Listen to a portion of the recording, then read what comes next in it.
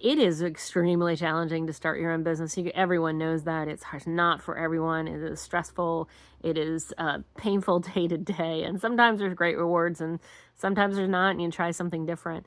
It was in the legal profession, and then her and her husband opened a restaurant in Rehoboth, and they did fantastic with it. Unfortunately, COVID and cancer happened with Tanya, and they had to close that restaurant.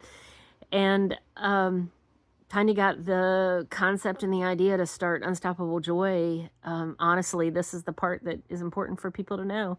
It was at the end of what would be the worst moment probably in her life, and that is a fear of whether I'm going to be alive tomorrow or not. Business is hard, but could you imagine if your business depended on you every single day? In order for your business to grow, you have to relive the worst moment of your life. And that's what she's done. And she does it every day. And she tells her story over and over, even though it's painful and hurtful and emotional. And it is a dark moment. She brings it every day to the work, to the business, and to the community that we work with, that we support. And I think that is a key point. And to be where the foundation is now in such a short endeavor really goes to show for the dedication that she and the rest of the board have put into this organization. I just think that is amazing. It's like I said, it's one thing to start a business, as you know. It's another to wake up every morning and know that the business being successful depends on you reliving that dark moment, and that's it's admirable, and it really needs to be recognized. Mike and Marianne knows how to really lead with vision and resilience. They've been in the hospitality industry since 1986, first starting at Coconuts at Castle on the Stand to today with Barn 34. And through all those changes, they've built something that's not only successful, but meaningful to the community. What really stands out about Michael and Marianne is that they lead with heart. It's not just about growing the business, it's about making a difference in the community.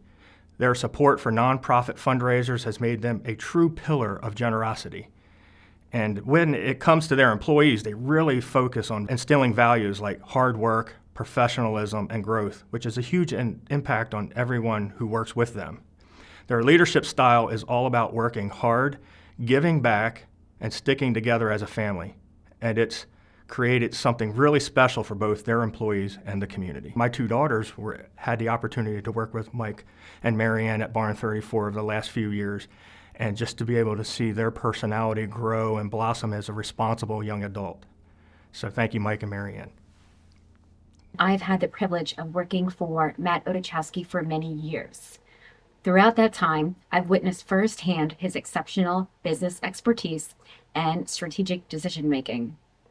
His leadership has been instrumental in driving the company's growth, expanding it to 13 locations across the United States. Through his actions, Matt has built a reputation as a leader who not only drives business expansion, but also prioritizes the well-being of those around him, ensuring his impact is both meaningful and lasting. Whether supporting local charities, quietly helping individuals in need, or ensuring the well-being of his employees.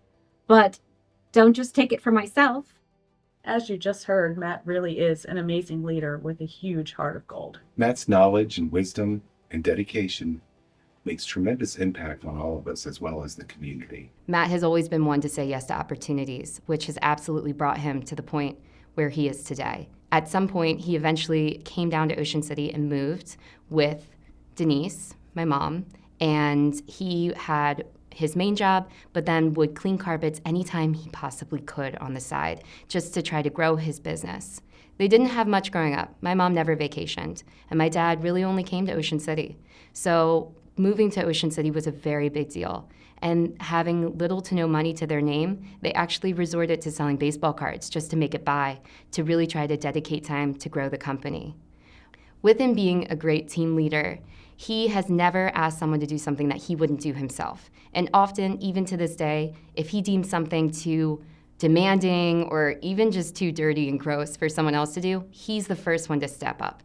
I often find him rolling around in crawl spaces so someone else doesn't have to do it, or leaning in to better understand what someone else has to do so he can support them in any way possible. When Matt was first starting the company, he loved the name Royal Carpet Cleaners, and he was beginning to post up flyers And he actually got a call from another Royal Carpet Cleaners, and they threatened to sue and take him for everything. And mind you, he was just starting out. So distressed, he turned to his dad, and his dad, without skipping a beat, said, well, you're Royal Plus. You can do everything that they can do, plus more. And that was the origin of where that came from.